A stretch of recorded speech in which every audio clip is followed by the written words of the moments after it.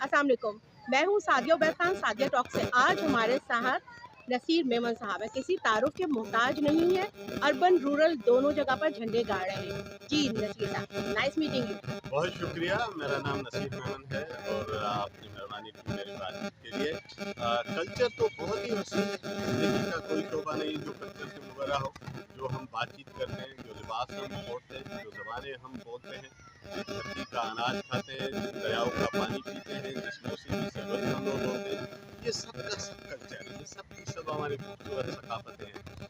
और सिंध के अंदर ख़ास तौर पे चूँकि कल्चर डे इन दिनों मनाया जा रहा है, मैं समझता हूँ कि सिंध के कल्चर की बड़ी खूबी है कि हर ज़बान बोलने वाले इस सूबे के शहरी हैं।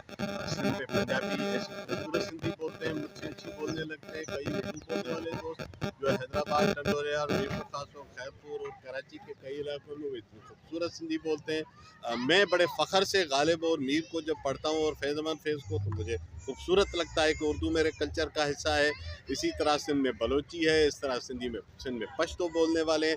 तो ये तमाम लोग सिंध धरती के इन तमाम रंग जो हमजहती रंग हैं सकाफ़त के, उनको अपनाते हैं। तो ये मुश्तरका कल्चर है, इंसानी समाज का मुश्तरका विरसा है। कल्चर बाँटता नहीं, कल्चर जोड़ता है। सिंध का कल्चर भी हम सबको जोड़ के रखता है। Thank you so much sir.